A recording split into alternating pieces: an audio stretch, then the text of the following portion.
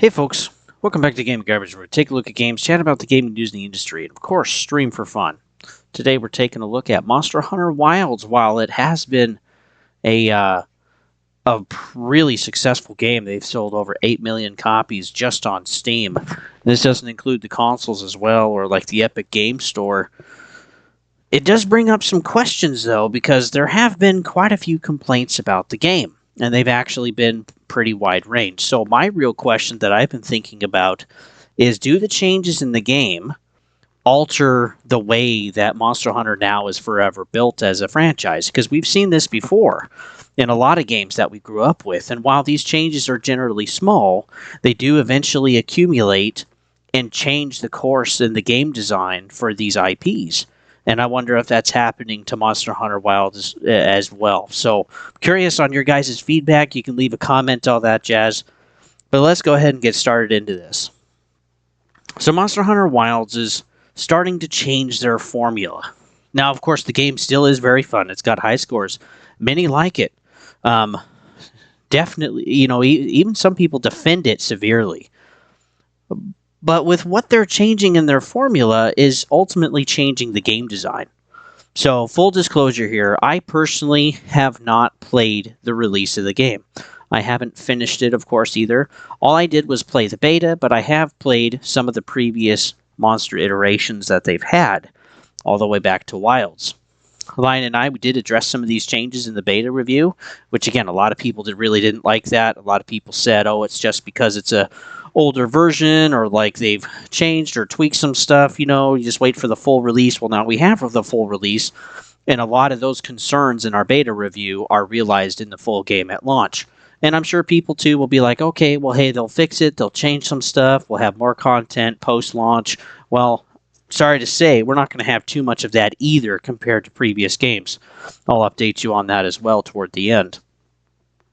And so, yeah, ultimately what I've done for this Monster Hunter video is to watch multiple videos of people that have played the game and also continued to play previous iterations of the series. Gone over some articles, looked at some of the differences between Wilds or Worlds, Rise, and Wilds. And also talked with a couple of folks on Twitch while they were streaming and asking them some questions, which they're really nice about it, honestly. And gave me some really good feedback with being pretty big fans of the franchise. So let's start with what we know Monster Hunter to be. Ultimately, the challenging fights, using environments to ultimately leverage monsters. We also had, the claw clutch for making higher damage hits. Traversing the environment was usually on foot in many cases. And there was something to ride in Rise, I believe. Or no, I think maybe that was just Wild. Sorry, I didn't exactly confirm that. There's also pretty grindy to actually get armor sets, having to do multiple battles and trying to get multiple pieces and forging it all together, and also with skills too.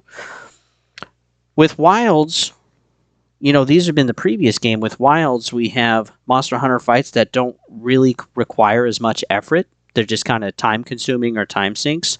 The wound mechanic is honestly quite overpowered to some degree. And some people, though, honestly enjoyed the experience because, it was ultimately easier for them. And, that's okay. That's totally okay. But this is going to filter into my point toward the end of the video. We got to see, too, that there's also quite a few monsters in the game, and while there are a lot of monsters in the beginning, the in-game content feels kind of lacking, like there's not really enough monsters, and even looking at post-launch support for the next 7 months, we're still really not going to get a ton of monsters there either. I've also worked on changing some of the mechanics in the game to make monster hunting easier. Like we got to see this chatting with Force Gaming, which he's done some videos. And again, it's like, or Lukas Stevens, all of these people that are talking about it, they all enjoy the game, including the ones that I, chatted with on Twitch. They all enjoy the game. There's nothing wrong there. But like the changes that we have are changing the way the game feels. And I wonder if that's important enough for players. Now, the new players, of course, they're having a great time. If this is their second or first or second iteration of the Monster Hunter franchise, that's fine. But those that have been playing for a while, they kind of feel like there's a lot of mechanics that have kind of been lessened or even taken away that really don't allow for a lot of stuff. Like, let's take tracking, for example.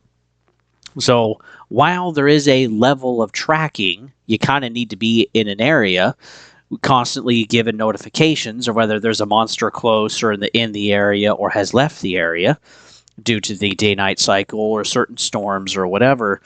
And then also a lot of it is through your transportation, which is nice to have. You definitely move through the environment a lot more quickly, but you also lose that level of immersion, I feel like, with the environment. It's all about just getting to the monster, following the monster, and then, too, a lot of the fight mechanics are kind of hack and slash. I mean, you still have the original 14 weapons, like your charged blade, etc., and so there's still some mechanics there, but the wound system is incredibly powerful, and even with not really doing too much at all during the beta, I really felt like it was definitely a step down in difficulty for the monsters that I was fighting. Not that all of them are going to be difficult or all of them are going to be easy, but just like the way the game is designed definitely felt like a easier, less challenging, more casualized experience for Monster Hunter Wilds.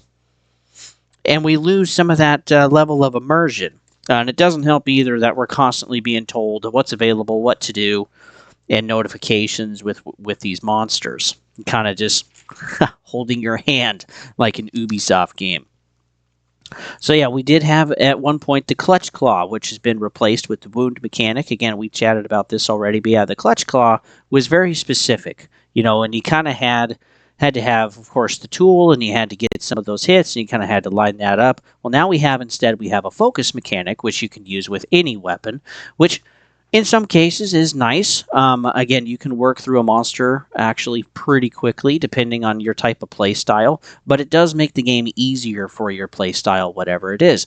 Instead of getting you to be compartmentalized and with using what type of tools you need, it's basically just kind of saying, like, look, here is your play style, and we're making the game not niche anymore, we're making it more broad, so that you can basically play how you want and still actually have a pretty good time with the game and making you feel like you're actually fairly good at the game.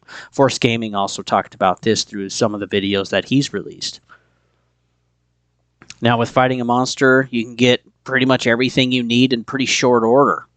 Even just fighting in the beta, some of the monsters, it's like, oh wow, I just get another piece of bone or another piece of hide, and like you're not really having to go out and farm as much as you did for a lot of the monsters. Some people have even said that they basically get everything they need from just the first fight to be able to craft stuff that they wish, which is pretty crazy. You usually had to go out there and always go out and, at least, 2 to 4 or 5 times maybe to try to, get the certain move that you needed or find that particular monster. And the monsters themselves were easy to find, but again, they were more challenging to take down, because they require different tactics and leveling up. And again, we don't really see that as much in Monster Hunter Wilds. Also, with the end game, it's pretty weak compared to what I've watched, read, and chatted with the folks on Twitch. It's pretty lacking. The game starts really full in the first half, starts weakening kind of in the middle some, and then the end, it's like, oh, well, ta-da, it's over now. And that's kind of it. And some of the challenges are more trying to be in the right place, right time for the game with the day-night cycle or with storms, rather than actually trying to actually defeat and beat the monsters. Now, there are some that are challenging and that are harder than others, but generally speaking, the way they've tweaked a lot of the mechanics in the game and the way they've designed it is that it's built toward a more casual audience. And so the whole game is front-loaded, and with less stuff at the end. And then when we look at the DLCs and the free updates and the expansions, which we don't have any word really on the expansions yet, but we do know that there will be basically 2 free updates, one in the spring, one in the summer. Each one will have a monster along with event quests. And so the main push for the content that we're getting for free for basically all the way until September or through September is going to be the event quests themselves with one particular monster for every 3 months. And so that's only 2 monsters for 7 months of time. And that honestly is not a lot compared to what we've gotten in the previous games. So that also feels really lacking too. As for the expansion, that will probably be coming next year, so we'll hear more about that in 2026 or toward the end of 2025. It used to be, though, that we get, several monsters just in the first 3 months.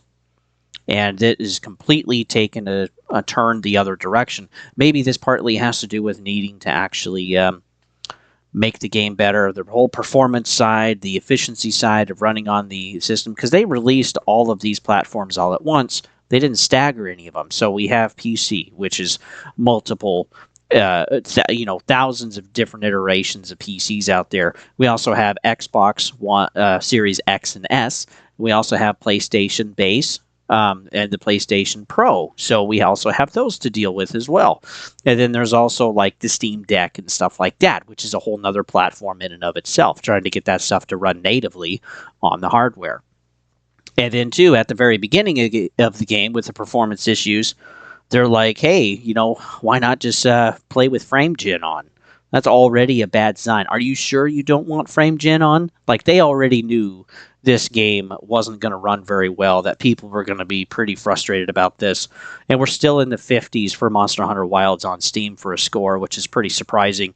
And it does run better, but still there's crash bugs on PlayStation and also on Xbox that people still complain about all the time. So, and also graphical issues and stuttering too in the open world environment. So it is not a very efficient game. It doesn't run very well on any of the hardware, in my personal opinion. And that's tough. And it's also hard to kind of keep those frame rates up throughout the majority of the game. So as long as there's not too much movement of your camera, you're okay. But as soon as you're moving it around and stuff, that honestly becomes kind of a mess. So I would be curious, though, what platform you guys are on and what's your performance experience with what you're using. You can go ahead and leave that down in the comments for us. Ultimately, though, when we take a look at this, it makes me think that it's like, okay, they're going to work on performance. They're still going to give us some updates, of course, but they're wanting to work on improving, ultimately, the game before they put more stuff on top of it, because that's just going to make it more challenging. So yeah, taking a look at all of this from tracking, notifications, the story too. We haven't ever really had a story before. It's like you were the story of adventuring and working through the environment and stuff. That was the whole point of the game, really, was monster hunting. Now it kind of feels like it's just monster, kind of without the hunting aspect, that it feels a little bit more like a hack and slash. Of course, people can make it more challenging. They can always make it more difficult, and people do usually do that wish the challenge. They'll play through it again in a more difficult way, so that's not necessarily the problem, but all of these little teeny things have become a nuisance and kind of annoying, and it's like, man, is that really worth $70? I mean, it is better, of course, than some games out there, for sure, and definitely the IP has massive pull and massive bias with their audience. But like, some of the bigger fans feel like this game wasn't finished by devs. And that's pretty frustrating, and maybe that was actually the case. Again, the performance was horrible. Clearly, like, again, enabling frame gen and all that stuff, and it's also some of the worst performance we've seen for a big game in a few years. Honestly, pretty bad. It does make me wonder, too, if the RE engine for Resident Evil maybe shouldn't be used for Monster Hunter Wilds. Or maybe they need to lessen the resolution or something. I mean, they've got to do something here. Because, again, we don't necessarily want to keep buying $70 broken games at launch. That's getting pretty exhausting. And again, I don't know if a delay of just 3 months would have really helped with Monster Hunter Wilds, especially on PC. But ultimately, it feels like they ran out of time. And what we know with Capcom, the publisher, is that they were 3/4 of the way through their fiscal year, 9 out of 12 months. But they had only made half of their forecasted revenue. So they were behind financially by 3 months. And again, if they were going to delay, that was going to continue to get worse. Of course, they'd make a little bit more money from games that had already launched, but you make the majority of your money during the year from launches or from expansions, something like that. And that all has to be staggered within a fair amount of time between releases so that, again, you can continue to make a solid stream of money. But when that gets interrupted for too long, as we've seen, or people don't like your game and you don't have anything to fall back on, then yeah, you get closed down, you get layoffs, and it's kind of a mess. And so, yeah, this really wasn't good that Capcom was really kind of behind on their revenue. And this makes sense, too, why maybe we've seen so many sales for Capcom this year already and even into the previous holiday of last year. So Monster Hunter Wilds was basically released before it was ready. The publisher knew that, and the devs knew that. I'm sure the devs were like, look, we aren't ready to release this, but the publisher, they didn't care. Again, this was the only big game they're launching this year. In 2025. And so, yeah, if this game was going to be delayed, that was just going to be a bigger hit to their financials, and they didn't want to wait, which I feel like they should have. I think it would have sold a lot better. Again, 8 million copies just on Steam alone, probably another 1 or 2 million on Xbox and several million on PlayStation.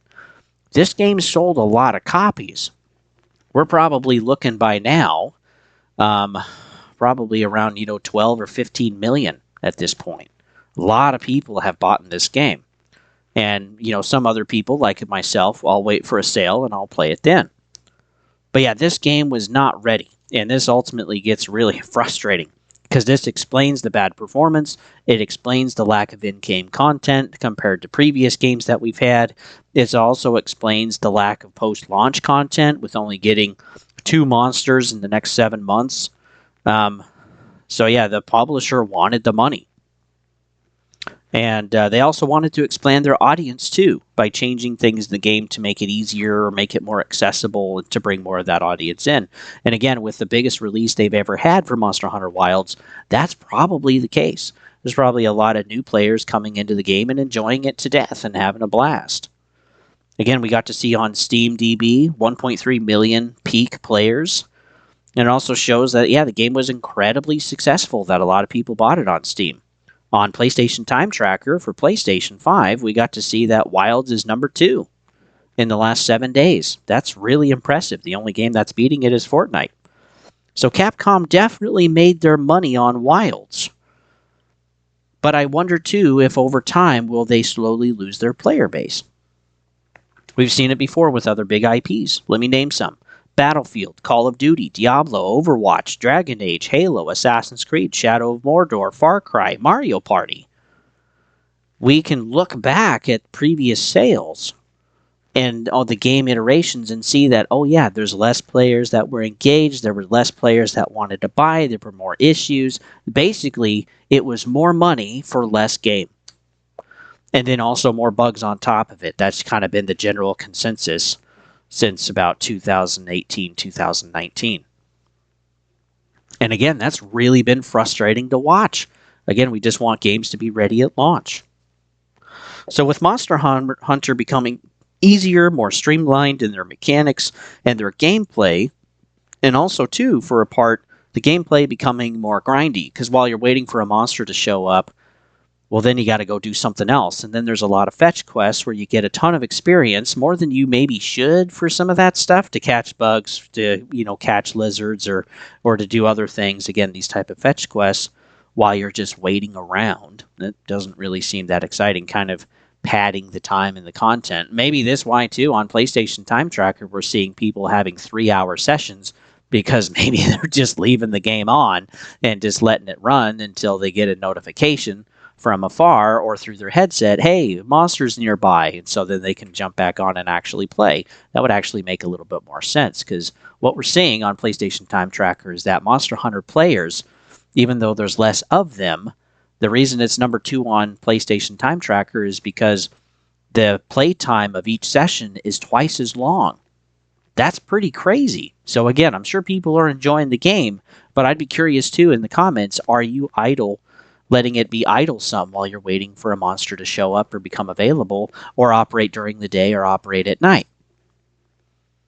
Because, yeah, it's kind of mind-boggling that it's number 2 on PlayStation Time Tracker, but again, there's only like half of the players than we would normally think of on that chart for a top 10 game.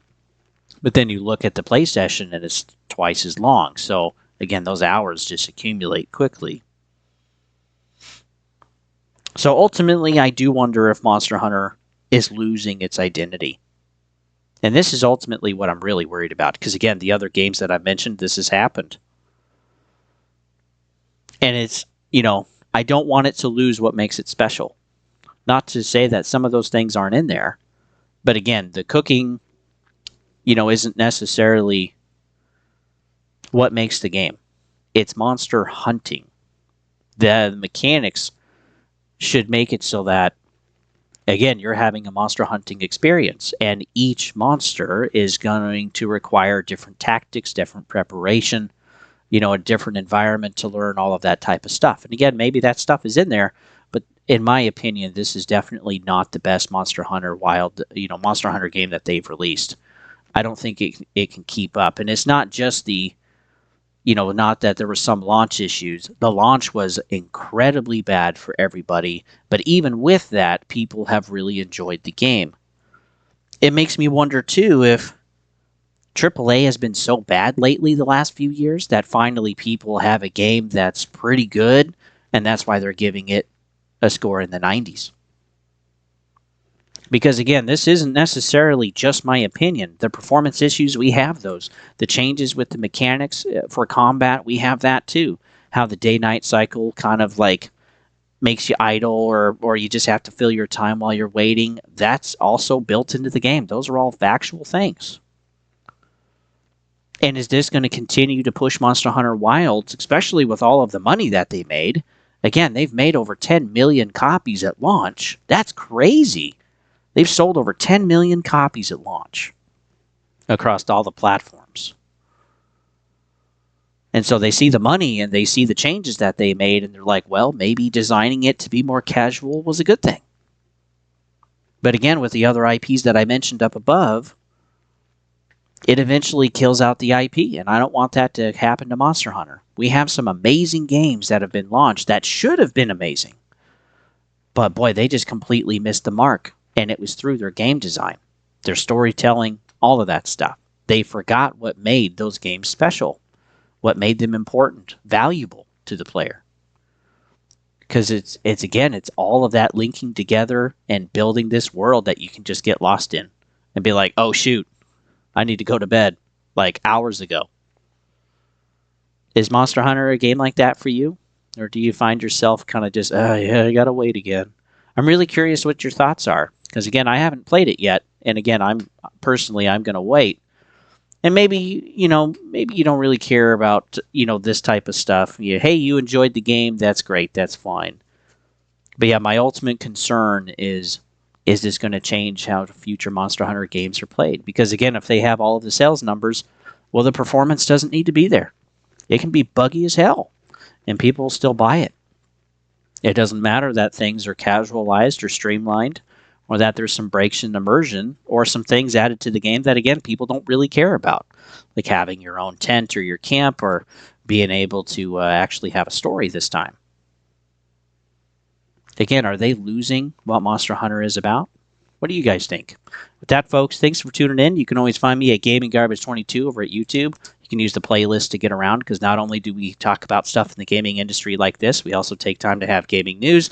We also have time to have our own playthroughs, going through Tomb Raider 4 right now, the remaster, and then also going through Halo 1 co-op with Lion. And that's actually been really fun to do. So then after that, looks like we'll be going over to Dark Souls 2. So yeah, you can use the playlist. You can also follow me over at Twitch if you'd like.